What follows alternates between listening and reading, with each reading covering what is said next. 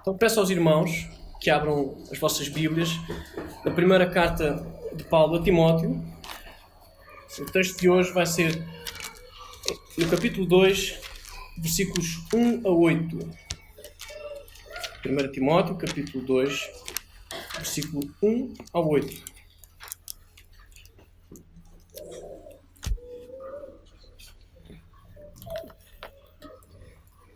Agora, só para possamos estar contextualizados sobre o que se vai passar, a primeira carta a Timóteo é escrita quando o apóstolo Paulo parte para a Macedónia e deixa o jovem Timóteo encarregue de liderar e organizar a igreja de Éfeso.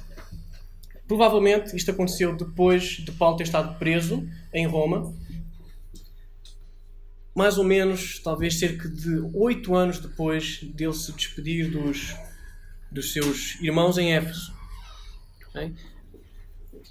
Por curiosidade, esta carta provavelmente foi escrita depois dos atos registados no livro de Atos, depois de Atos 28. Então, o que aconteceu com Éfeso? Na segunda viagem missionária de Paulo, o apóstolo conhece Áquila e Priscila, a sua esposa, na cidade de Corinto. Eles passaram lá algum tempo, quando Paulo pregava o Evangelho, e quando ele saiu da cidade de Corinto, Paulo queria ir para a região da Síria, eles passaram pela cidade então de Éfeso, uma cidade muito famosa na altura, porque tinha um grande templo de Diana. Um centro muito grande de paganismo e idolatria. Ora, Paulo deixou lá Priscila e Áquila e seguiu viagem até Cesareia, que era uma cidade próxima de Jerusalém.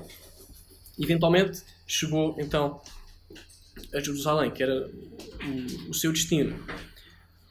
Neste tempo em que Paulo esteve ausente da cidade, o Evangelho foi pregado, provavelmente por Priscila e Áquila, e eventualmente por discípulos que eles fizeram. E no capítulo 18 de Atos nós lemos a chegada de um homem chamado Apolo a esta cidade. E a Bíblia diz que Apolo era um homem eloquente e poderoso nas Escrituras e instruído no caminho do Senhor, sendo fervoroso de espírito.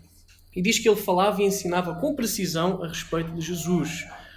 Atos capítulo 1, capítulo 18, de 24 a 25. Este homem Apolo foi recebido por Priscila e Áquila e depois foi enviado à região da Acaia, ali algumas regiões do que hoje nós conhecemos como Grécia.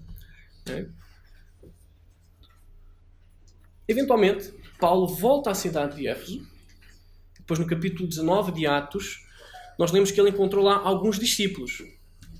Certamente discípulos de Cristo, que conheceram o Evangelho através de Priscila, Áquila e Apolo. E o apóstolo passa cerca de 2 anos naquela cidade, pregando o Evangelho diariamente. Ele teve uma forte oposição de judeus e de gentios, mas foi fiel e pregava diariamente. O texto diz que a palavra do Senhor crescia e prevalecia poderosamente. Atos capítulo 19, versículo 20. Ora, Deus foi fiel e estabeleceu a sua igreja na cidade de Éfeso. Agora, como toda a igreja local, haviam problemas. E um problema grave que afetou não só a igreja de Éfeso, mas as igrejas no geral, no primeiro século, foi a presença de falsas doutrinas, ensinamentos falsos, certamente inspirados por Satanás, que visavam minar o Evangelho e o poder de salvação de Jesus Cristo. Uma das ideias que foi muito famosa na altura e teve muita força foi o que nós conhecemos como gnosticismo. Isto foi uma heresia que depois se desdobrou em vários ensinamentos falsos, mas naquela altura a mais influente era um falso dualismo entre corpo e matéria, ou seja, o universo material, e o espiritual. Então, as pessoas que ensinavam esta mentira diziam que tudo que é material e do nosso corpo é mau, mas tudo o que é espiritual é bom. Isto levou a práticas completamente antibíblicas, a abstinências que o Nosso Senhor nunca ordenou, e ao mesmo tempo a abusos. Ou seja, se o corpo é mau e não tem qualquer significado, então vamos nos entregar a orgias e a beberrices e a tudo que seja mau. Ora, é no meio destes problemas que Timóteo recebe então a carta do apóstolo Paulo e ele é encorajado a manter-se firme, a combater o bom combate e a pregar a doutrina verdadeira e a manter a fé. Isto nós encontramos no primeiro capítulo da carta a Timóteo. No seguimento desta palavra de conforto e de exortação de força, Paulo inicia então uma nova secção. Paulo começa a falar sobre a estrutura da igreja e principalmente como a igreja se reúne e o que é que ela deve fazer em ato de adoração. E é o texto de hoje. Nós vamos ler do versículo 1 ao 8. Vou pedir aos irmãos que orem comigo antes de começarmos, para que possamos perceber bem o que é que o texto diz. Senhor, mais uma vez nós queremos pedir a Tua misericórdia e que Tu tenhas a condescendência de nos revelar a Tua palavra de modo que possamos entendê-la totalmente. Ela tem grandes mistérios, grandes maravilhas, as quais Tu quiseste nos dar e nós temos o privilégio de as descobrir. Então, neste momento, peço-te que tu me ajudes a expor a Tua palavra de um modo fiel. Usa-nos aqui para que possamos depois partir e pregar o Evangelho ao nosso próximo e aos perdidos e que possamos ter compaixão deles, para que o Teu reino cresça e nós possamos ver a Tua glória neste país. É isto que eu te peço e agradeço no nome de Jesus. Amém. Então vamos ler o texto todo. Nós vamos ler de 1 ao 8 e depois vamos, versículo a versículo, ver o que é que Deus quer para nós com o texto. Antes de tudo, pois, exorto que se use a prática de súplicas, orações, intercessões, ações de graças em favor de todos os homens, em favor dos reis e de todos os que se acham investidos de autoridade, para que vivamos vida tranquila e mansa com toda a piedade e respeito. Isto é bom e aceitável diante de Deus, nosso Salvador, o qual deseja que todos os homens sejam salvos e cheguem ao pleno conhecimento da verdade. Porquanto há um só Deus e um só mediador entre Deus e os homens, Cristo Jesus, homem, o qual a si mesmo se deu em resgate por todos, testemunho que se deve prestar em tempos oportunos. Para isto fui designado pregador e apóstolo. Afirmo a verdade, não minto, mestre dos gentios na fé e na verdade. Quero, portanto, que os varões orem em todo lugar, levantando mãos santas, sem ira nem animosidade.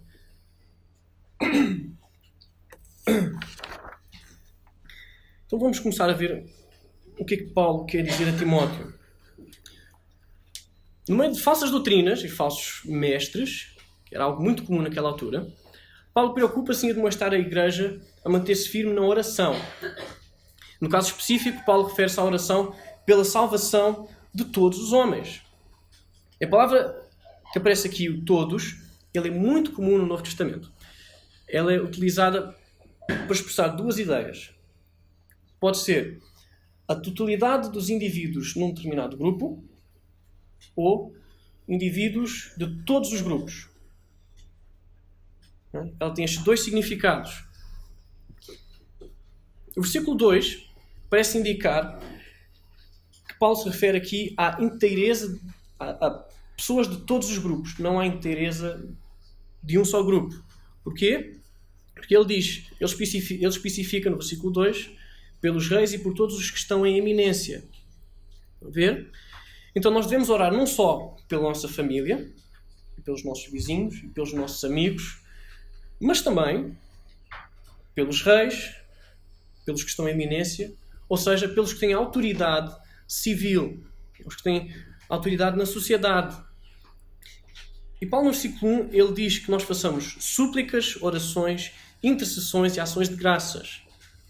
A palavra suplicar significa pedir ou implorar por algo devido a uma necessidade. E nós conhecemos a necessidade destas pessoas. Além de elas precisarem de muita sabedoria para poderem liderar um país e poderem governá-lo bem, elas precisam de Jesus Cristo. Elas estão condenadas ao castigo eterno e elas nem o sabem, provavelmente. E se não sabendo, elas não vão orar por isso. Então cabe-nos a nós, Igreja do Senhor Jesus, orar pela salvação destas pessoas. Paulo também usa a palavra intercessões. Intercessão significa encontrar-se com alguém e pedir algo em favor de outro. Ou seja, eu estaria a pedir em favor do presidente. Estão a ver? Porque eles não conseguem fazer isso. Eu estou a clamar por alguém. Interceder. Outra coisa que Paulo diz para fazermos é darmos sempre ações de graças. Porquê? Porque sempre que o Evangelho é pregado é bom, é maravilhoso. E mesmo que nós partilhemos o Evangelho e a mensagem de salvação a pessoas que eventualmente a rejeitam, glórias a Deus. O Evangelho foi pregado. Deus está no controle e nós temos o privilégio de ser os portadores desta mensagem. E isto deve ser algo que nos deixa muito gratos. Primeira carta de Pedro, no capítulo 1, versículo 12, nós vemos que os próprios anjos gostariam de ter este privilégio. Mas Deus quis que fôssemos nós, os seus santos, a sua igreja. Então nós devemos orar por todas as pessoas, incluindo os que têm autoridade na sociedade, para que tenhamos uma vida quieta e sossegada. Versículo 2. Em toda a piedade e honestidade. Ora, é muito fácil encontrar problemas na sociedade, a nível de estrutura política, de saúde, de educação. É muito fácil. Mas eu diria que raramente nós oramos pelas pessoas que estão encarregues de gerir esses assuntos. E nós, por diversos motivos, porque simplesmente nos esquecemos, ou porque não nos importamos, porque simplesmente a pessoa não está de acordo com as nossas opiniões políticas. Qualquer que seja o motivo, é errado. Nós devemos orar para que Deus use essas pessoas de modo a que a sociedade seja o mais justa possível e que as leis do nosso país sejam o mais próximas à lei de Deus. Agora, porquê que nós devemos fazer isto? Versículo 3. Vamos ler. Porque isto é bom e agradável diante de Deus, nosso Salvador. Porquê que nós devemos orar? Porque é bom. E porque é agradável a Deus. Deus tira prazer da nossa oração. Versículo 4. Que quer que todos os homens se salvem e venham ao conhecimento da verdade. Então, orar é algo virtuoso, algo bonito diante de Deus. E a outra razão pela qual nós oramos, pela salvação das pessoas, de todas elas, é que a Bíblia diz que Ele quer que todos os homens se salvem e venham ao conhecimento da verdade. Agora, este versículo 4, ele é utilizado como justificação para a oposição de duas doutrinas bíblicas. A primeira sendo a doutrina da eleição e a outra a doutrina do inferno. A primeira é o ensinamento que Deus escolheu para si pessoas que Ele salva através da obra e sacrifício de Jesus e que vai chamar para si de modo irresistível através do Espírito Santo. A segunda, a doutrina do inferno, é que aqueles que morrem sem se arrependerem e sem confiarem na obra salvífica de Jesus Cristo estão eternamente condenados a sofrer o castigo divino de Deus. Ora, este versículo não serve para justificar oposição a estes ensinamentos claramente bíblicos. Caso contrário, o apóstolo Paulo estaria a contradizer-se nos seus escritos. Escritos esses inspirados pelo Espírito Santo. Logo, Deus estaria a contradizer-se. E isso não acontece. Então, como é que nós podemos interpretar as palavras que encontramos no versículo 4? Duas possíveis interpretações. A primeira é que Deus não tem prazer na condenação do ímpio. É da vontade de Deus que os homens se salvem. Sim. É da vontade de Deus que nós não pequemos. Sim. E, no entanto, nós pecamos todos os dias. Deus não deixa de ser soberano por isso, assim como Deus não deixa de ser soberano por pessoas o rejeitarem e serem condenadas por Ele. Assim sendo, o versículo pretende ensinar que Deus não se deleita em condenar o homem, que foi criado à sua imagem e semelhança, e nós podemos ver evidências disso no Antigo Testamento. O profeta Ezequiel, capítulo 33, versículos 10 e 11. O profeta proclama a palavra de Deus. E Deus diz o seguinte: Tu, pois, filho do homem, dize à casa de Israel: Assim falais vós, dizendo: Visto que as nossas transgressões e os nossos pecados estão sobre nós, e nós desfalecemos neles, como viveremos então? Diz-lhes: Vivo eu, diz o Senhor Deus, que não tenho prazer na morte do ímpio, mas em que o ímpio se converta do seu caminho e viva. Convertei-vos dos vossos maus caminhos, pois por que razão morrereis, ó casa de Israel? E este texto insere-se justamente numa secção em que Deus está a dizer ao profeta Ezequiel para não deixar de pregar o Evangelho. No caso não era o Evangelho, esta palavra, mas não deixar de proclamar a palavra de Deus a Israel. Caso contrário, o sangue dos ímpios estaria sobre as mãos de Ezequiel. Ou seja, se Ezequiel não pregasse o Evangelho, vou dizer outra vez mal a palavra, se Ezequiel não pregasse a mensagem que Deus tinha para o povo de Israel, ele iria cobrar das mãos do profeta o sangue daqueles condenados. E assim, Deus quer de facto que todos os homens sejam salvos. A segunda interpretação possível é que Deus quer que homens de todas as circunstâncias e todos os lugares sejam salvos. E se tivermos em conta aquela explicação da palavra todos e também o contexto no qual este trecho está inserido, nós vemos que Paulo pede para que se orem por todos os reis e ricos e todo tipo de pessoas. Paulo então estaria a explicar a Timóteo que nós devemos orar por todas as pessoas. Reis, escravos, pobres, ricos, sábios e tolos. E Paulo depois acaba por justificar isso.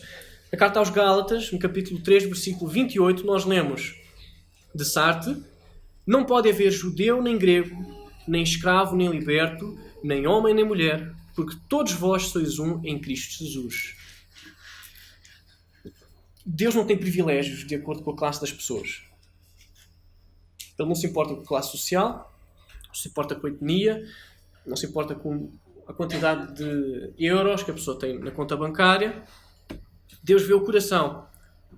Quando ele enviou Samuel para ungir o novo rei de Israel, Samuel chega à casa de Jessé e vê o irmão mais velho de Davi, Eliabe, e Samuel diz: Certamente está perante o Senhor o seu ungido.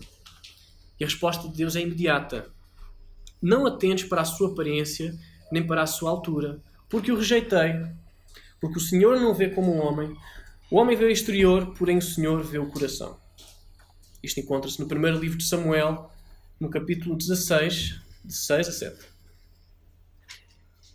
Nós podemos seguir por qualquer uma destas interpretações, porque a aplicação para a igreja é a mesma. É que Deus salva pecadores. E por Deus salvar pecadores, nós não podemos deixar de pregar o Evangelho sem orar, sem pedir a Deus que Ele tenha misericórdia, que Ele se revele aos ouvintes do Evangelho. Os versículos 5 e 6 mostram como é que Deus faz isto, como é que Deus salva estas pessoas. Leiamos o versículo 5. Porque há um só Deus e um só mediador entre Deus e os homens, Jesus Cristo, homem. Versículo 6. O qual se deu em resgate por muitos, por todos, testemunho que se deve prestar em tempos oportunos. Então, a igreja ora pela salvação das pessoas, de todas as pessoas. Porquê? Porque é Deus quem salva. Como é que Deus salva? Para o nosso pecado impedia-nos de chegar a Deus, porque Ele é santo e nós, na condição de pecadores, somos impuros. Então nós precisamos de um representante. E a palavra que Paulo usa é um mediador.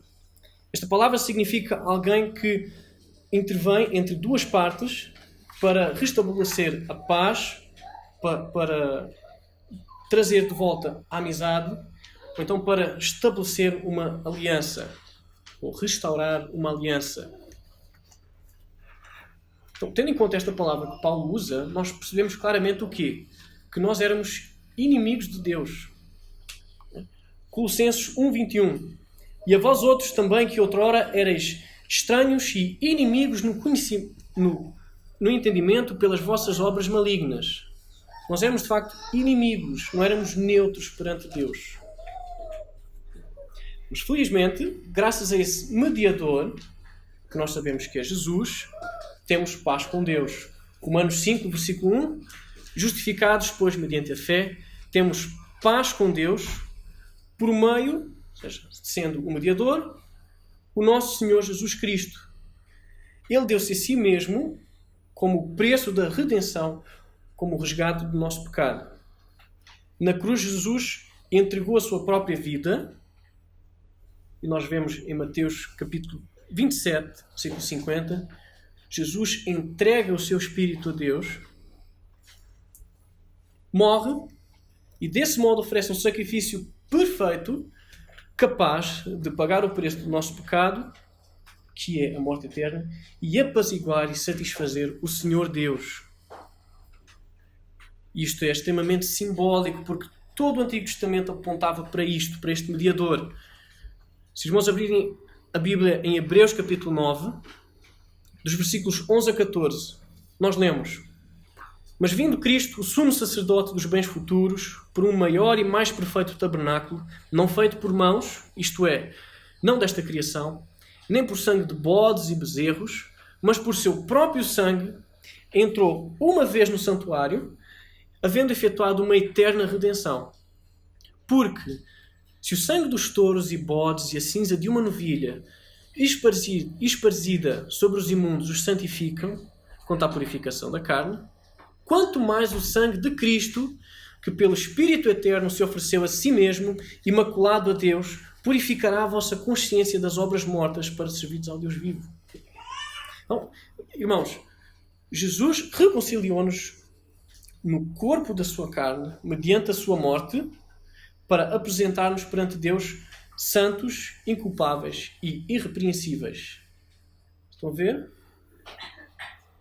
Em Jesus Cristo, nós já não somos impuros. Conseguimos estar perante Deus. E por isso mesmo, Ele é o mediador da nova aliança, a fim de que, intervindo a morte para a remissão das transgressões que havia sobre a primeira aliança, recebem a promessa da eterna herança aqueles que têm sido chamados. Hebreus capítulo 9, versículo 15. O papel de mediador entre Deus e homens. Só Jesus Cristo é capaz de fazer isto. E a palavra Cristo é muito importante. O versículo 5. Esta palavra é a versão grega da palavra Messias, que também nós conhecemos do Antigo Testamento, que quer dizer o ungido. E este título de Jesus é gigante. Isto é muito importante. No Antigo Testamento, quando se ungia alguma coisa, estava-se a consagrar esse objeto para uma determinada função. Ou seja, os objetos do tabernáculo eles eram ungidos. Não é? O rei Davi foi ungido por Samuel, ou seja, ele foi separado para uma função específica, no caso, a função de rei. Mas Jesus Cristo é chamado o Messias, o ungido. Então, qual é o papel específico que ele faz? Qual é a obra que ele vai desempenhar? É a obra específica da redenção. Okay? Significa que Jesus é o culminar das promessas do Antigo Testamento que Deus faz ao longo de séculos ao seu povo. No Cristo, ou seja, o Messias, o ungido, significa tudo a mesma coisa. Cristo, Messias, ungido. Estão desempenhados de modo perfeito os papéis de sacerdote, profeta e rei. Ele é o sumo sacerdote perfeito, não da ordem de Arão, como eram os profetas do Antigo Testamento, mas da ordem superior de Melquisedeque. Ele oferece o sacrifício perfeito, o que os sacerdotes do Antigo Testamento não conseguiam. Os sacerdotes do Antigo Testamento simplesmente matavam animais. E matar animais não perdoa pecados a ninguém. Ele é o maior profeta. Porquê? Porque ele traz a maior revelação de Deus. Nós vamos ler Hebreus no capítulo 1, versículos 1 a 3. havendo Deus falado antigamente, muitas vezes e de muitas maneiras, aos pais pelos profetas, a nós falou-nos nesses últimos dias pelo Filho, por Jesus, a quem constituiu o herdeiro de tudo, por quem fez também o mundo, o qual, sendo o resplendor da sua glória e a expressa imagem da sua pessoa, e sustentando todas as coisas pela palavra do seu poder, havendo feito por si mesmo a purificação dos nossos pecados, assentou-se à destra da majestade nas alturas.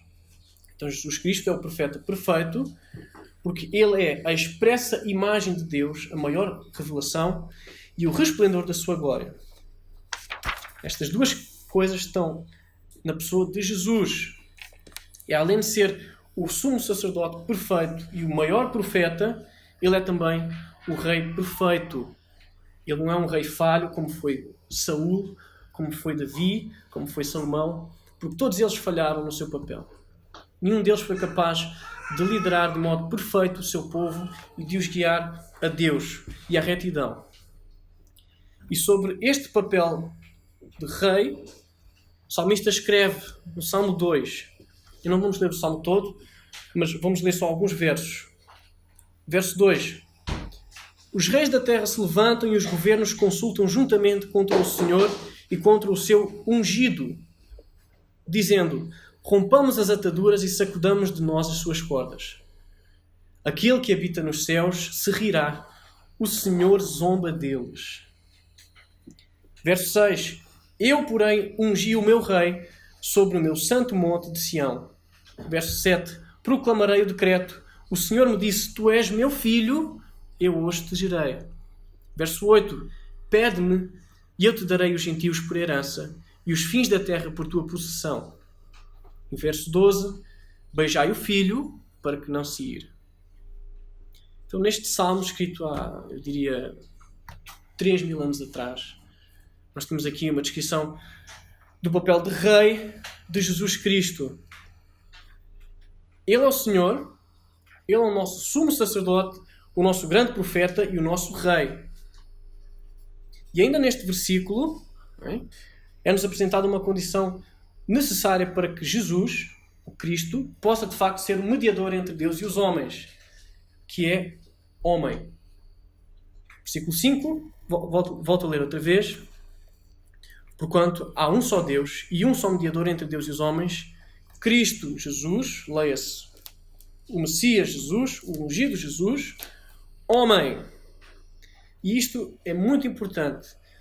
Deus não desperdiça palavras na sua revelação. Lembram-se do que nós falámos ainda no início sobre o gnosticismo? Havia uma vertente disto que dizia que Jesus não poderia ter sido homem. Porque para ser homem ele tem que ter um corpo, e se ele tem que ter um corpo, ele tem que estar neste mundo material.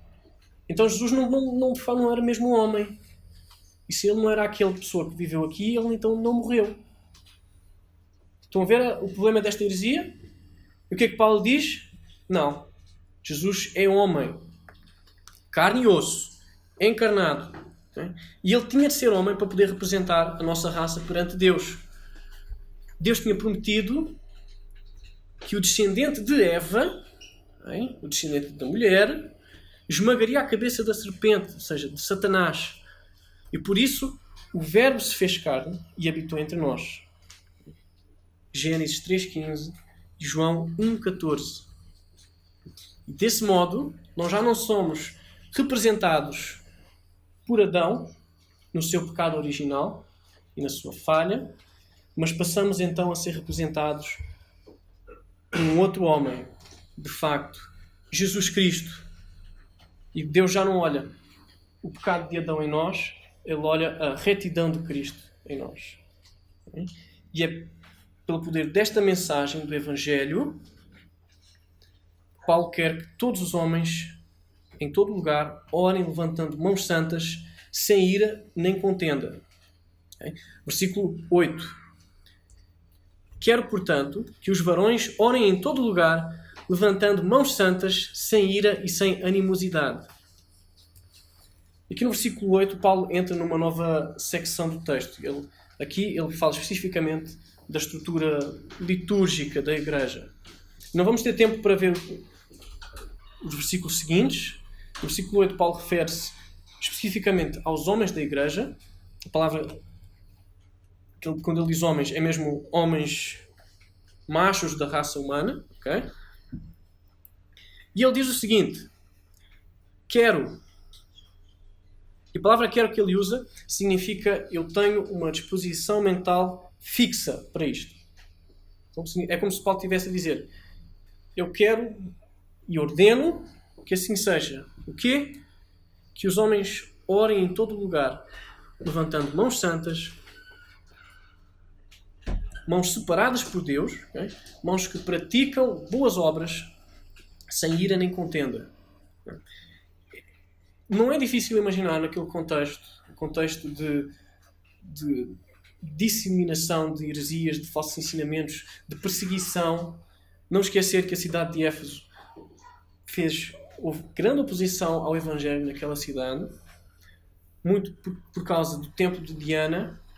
Havia muitas pessoas que enriqueciam devido ao culto a essa deusa naquela cidade, e essas pessoas opuseram-se fortemente ao Evangelho e à pregação do apóstolo Paulo. Ou seja, não era difícil imaginar que os homens que tinham que proteger as suas famílias, que tinham que liderar as suas famílias na adoração, na vida familiar, eles sentissem alguma raiva, algum rancor, alguma ira em relação às pessoas que se opunham a isso. Ou mesmo dentro da igreja, pessoas que vinham com ideias não tão bíblicas, como é o caso do que já vimos do gnosticismo. Não é difícil. Nós somos dados à ira e à raiva. Mas o que é que Paulo diz?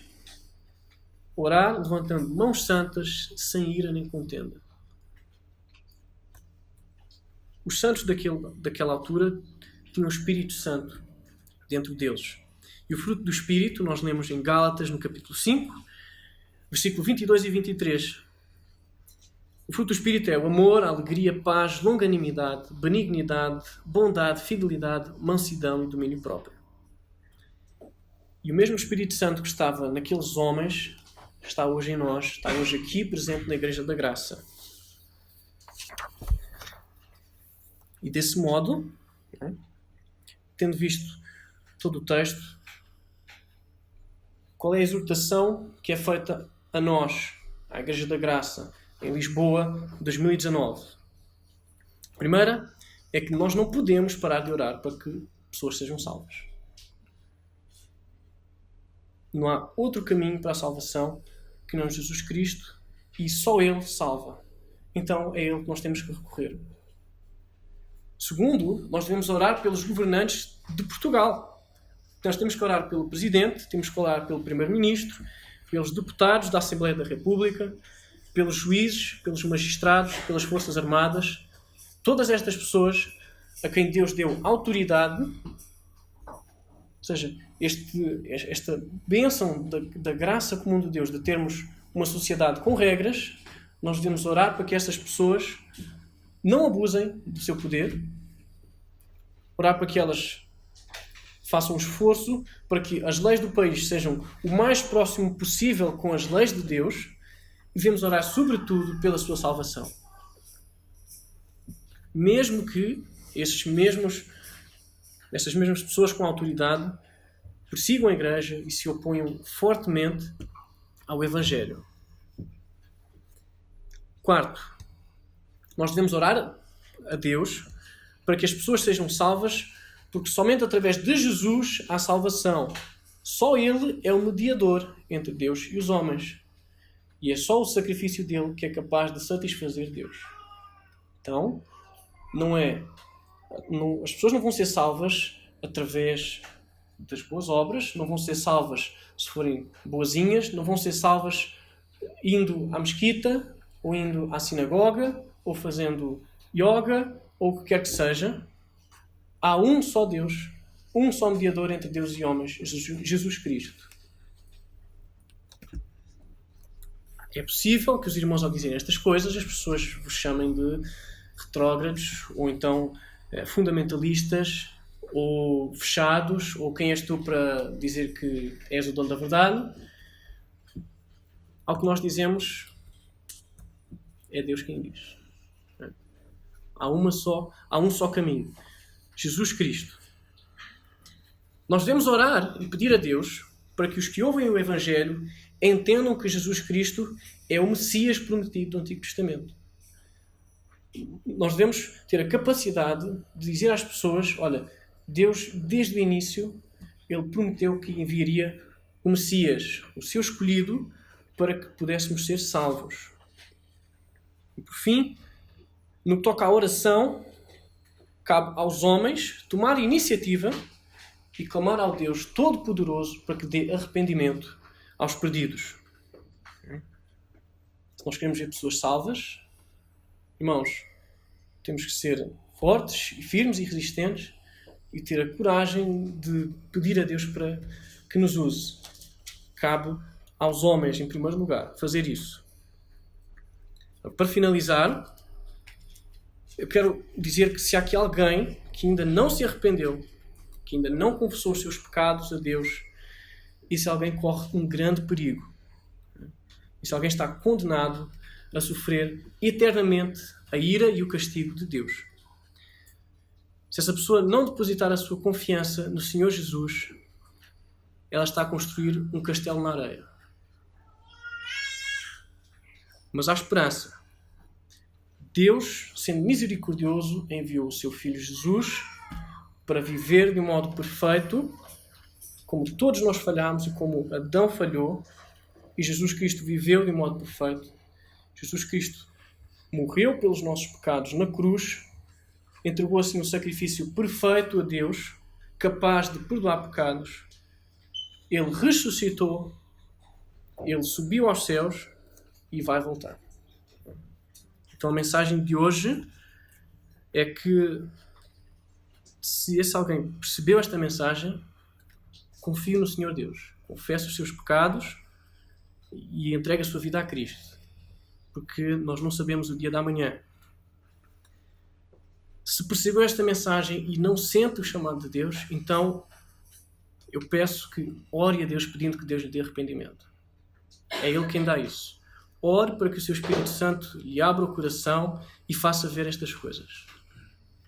Não sou eu, não é ninguém aqui desta igreja que é capaz de fazer isto. É o Senhor Deus Todo-Poderoso, Criador dos céus e da terra. Nós vamos orar para que isso aconteça. É um prazer desta igreja orar para que as pessoas sejam salvas. Então, se esse alguém não conhece Cristo, arrependa-se hoje. A Igreja da Graça vai orar por isso. Então, para finalizar, vou orar justamente por isso.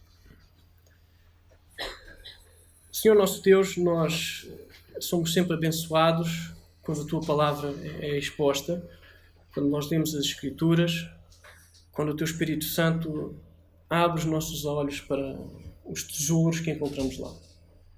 Muito obrigado porque Tu te revelaste através do Teu Filho Jesus. Obrigado porque Tu o enviaste para a remissão dos nossos pecados. Obrigado porque a sua vida foi perfeita. Obrigado porque, desse modo, Ele pôde oferecer-te o sacrifício único e capaz de te satisfazer. Há pouco tempo celebramos a Páscoa e esse é o maior motivo da nossa alegria, que o nosso Senhor Jesus morreu, mas ressuscitou e, desse modo, revelou-se toda a sua majestade e vemos e sabemos de facto que Ele está vivo, que Ele é um contigo, que Ele é o Senhor dos senhores e Rei dos reis.